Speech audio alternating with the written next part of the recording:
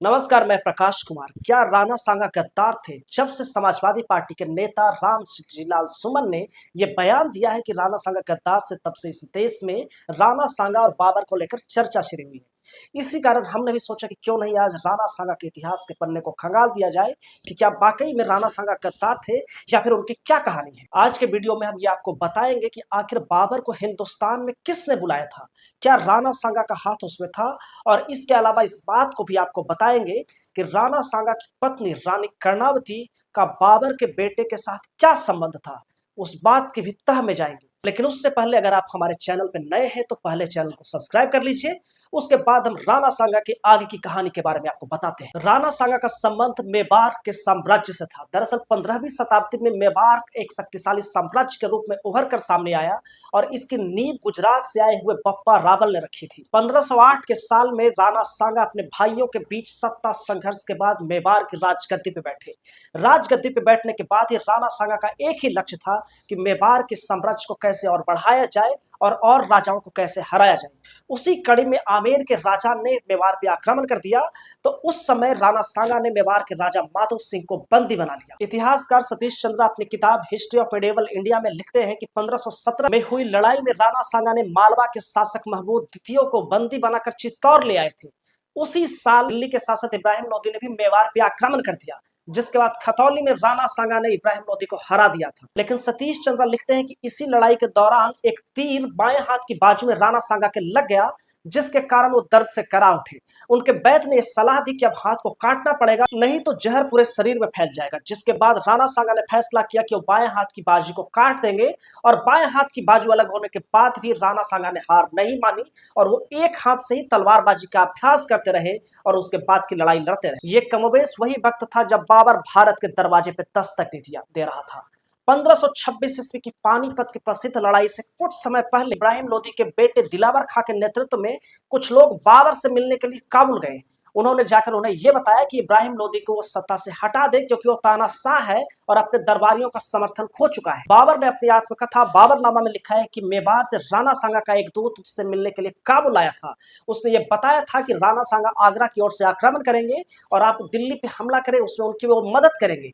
लेकिन बाबर आगे लिखते हैं कि उन्होंने दिल्ली और आगरा दोनों पे कब्जा कर लिया, लेकिन राणा सांगा उन्हें कहीं नहीं दिखा। बाबर के चचेरे भाई मिर्जा हैदर ने भी अपनी किताब तारीख रसीदी में भी इस बात का जिक्र किया है कि राणा सांगा का एक दूत बाबर से मिलने के लिए आया था। वहीं एक और जीवनीकार स्टैनली लेई ने भी अपनी किताब में इस बात का जिक्र किया है, जो कि बाबर के नाम से थी, कि राणा सांगा का एक दूत बाबर से मिलकर गया था। इसका जिक्र उनकी किताब में मिलता है। इसी तरह एक और पूर्व इतिहासकार रघुवीर सिंह भी अपनी किताब पूर्व और आधुनिक राजस्थान में लिखते हैं कि राजपूतों की दूरदर्शिता की कमी के कारण ही राणा सांगा ने काबुल में बाबर को हिंदुस्तान आने का न्योता दिया, ताकि वो इब्राहिम लोदी को कमजोर करके हरा सके। इसी तरह राणा सांगा की एक रानी कर्मवती ने अपने बेटे विक्रमाजीत को मेवाड़ की गद्दी पे बैठाने के लिए अपने दुश्मन बाबर से मदद लेने में उसे कोई हिचक नहीं। बहरहाल जब 1526 ईस्वी में पानीपत का युद्ध हुआ, तो उस समय बाबरनामा में बाबर लिखते हैं कि इब्राहिम लोदी के खिलाफ युद्ध में वहां पे राणा सांगा का कोई नामो निशान नहीं था।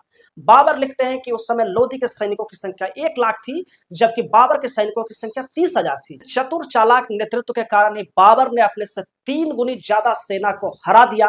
दरअसल उन्होंने तोपखानों का इस्तेमाल किया और तोपखानों के इस्तेमाल से इब्राहिम लोदी के हाथी पागल हो गए और वो अपनी ही सेना को रौंदते हुए भागने लगे, जिस कारण बाबर ने बड़ी आसानी से इब्राहिम लोदी को हराकर उसने दिल्ली पे कब्जा कर लिया। वहीं 1519 में गगरौन की लड़ाई में राणा सांगा ने महमूद खिलजी द्वितीय को हरा दिया और उसका प्रभाव आगरा के पास बहने वाली नदी पलियाखार तक पहुंच चुका था। अब गंगा की घाटी में बाबर का साम्राज्य राणा सांगा के लिए खतरे की घंटी बन गया था। बाबर ने राणा सांगा के ऊपर समझौते के उल्लंघन का आरोप लगाया। बाबर ने कहा कि राणा ने वादा किया था कि वो हिंदुस्तान में उसकी मदद करेंगे, लेकिन राणा सांगा ने कोई मदद नहीं की। दरअसल राणा सांगा को यह लगा था कि वो बाबर भी तैमूर की तरह दिल्ली में लूटमार मचाकर चला जाएगा, लेकिन बाबर ने दिल्ली में रहने का फैसला कर लिया और इस एक फैसले ने हालात बदल कर रख दिए। राणा सांगा की सोच यही थी कि अगर वो लूट मार कर चला जाता तो दिल्ली पर राणा सांगा कब्जा कर लेता, लेकिन ऐसा हो नहीं सका। 1526 ईस्वी के पानीपत के युद्ध के बाद ही बाबर और राणा सांगा के बीच की युद्ध की जमीन तैयार होने लगी थी। इसी बीच इब्राहिम लोधी के छोटे भाई महमूद लोधी भी राणा सांगा के साथ चले गए। उन्हें उम्मीद थी कि राणा सांगा बाबर को हराकर दिल्ली की सत्ता उन्हें सौंप देगा। राणा सांगा बाबर के खिलाफ लड़ाई के लिए लगातार तैयारी करता रहा। इस कड़ी में कई राजपूत राजाओं ने भी उसके पास अपनी अपनी सेनाएं भेजी ताकि वो बाबर के खिलाफ अच्छे से मुकाबला कर सके। राणा सांगा के बयाना की जीत ने बाबर के सैनिकों की हिम्मत को तोड़कर रख दिया था। राणा सांगा का प्रभाव उस समय बढ़ता ही जा रहा था। यह देखकर बाबर को चिंता हुई कि वो कहीं हार ना जाए, तो उसने उस समय अपने यहाँ शराब के खरीद और फरोख्त पर प्रतिबंध लगा दिया और एक नए जिहाद की घोषणा की और बताने की कोशिश की वो कितना कट्टर मुसलमान है।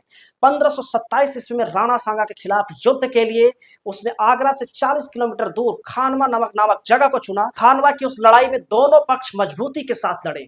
बाबरनामा में बाबर ने लिखा है कि उसमें 2 लाख सैनिक राणा सांगा की तरफ से लड़ रहे थे, लेकिन इतिहासकारों का मानना है कि हो सकता है कि यह संख्या बढ़ा चढ़ाकर बताई गई हो। बाबर के पास भी उससे कोई कम सैनिक नहीं थे, लगभग बराबर ही सैनिक थे। बाबर की सेना की सबसे अगली पंक्ति में सामानों से भरी हुई गाड़ियां थी जो जंजीरों से बंधी हुई थी।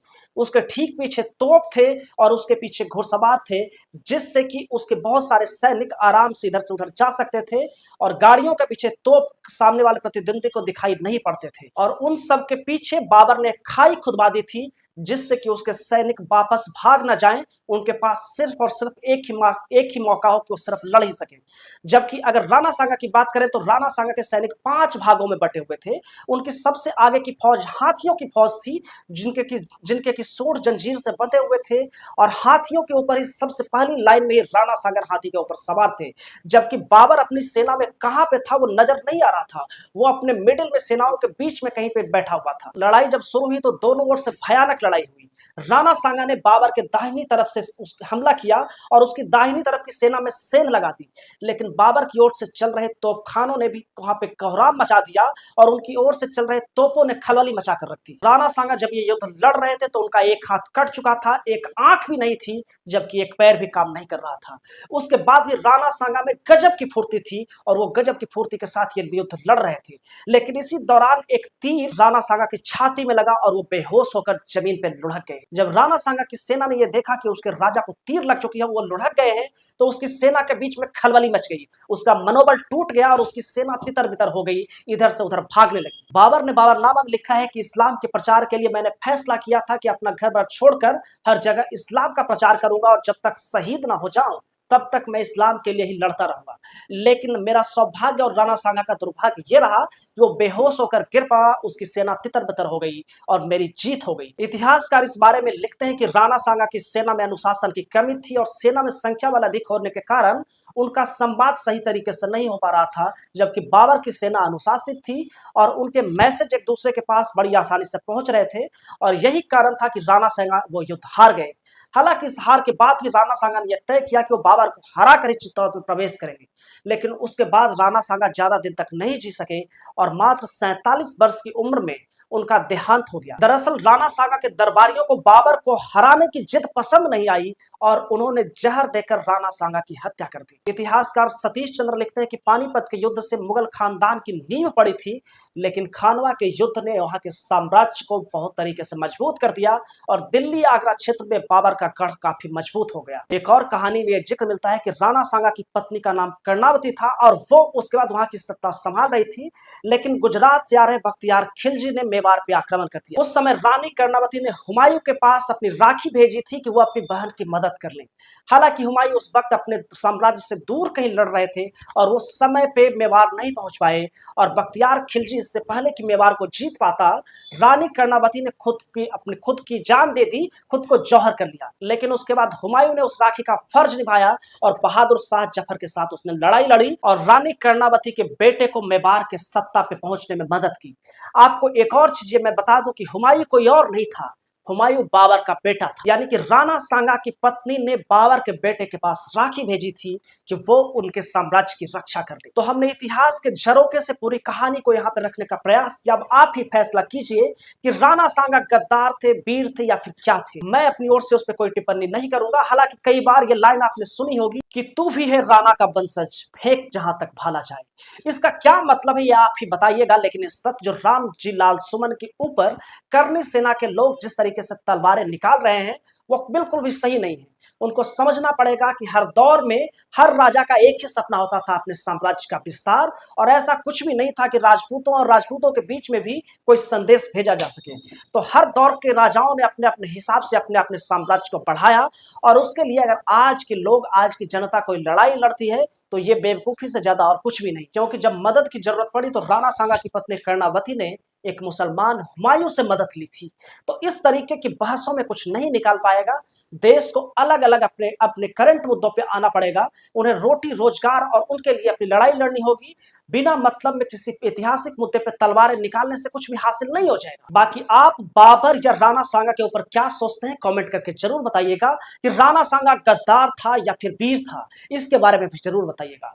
वीडियो कैसा लगा ये भी जरूर बताइएगा। और अच्छा लगा हो तो लाइक, शेयर और चैनल को सब्सक्राइब जरूर कर दीजिएगा।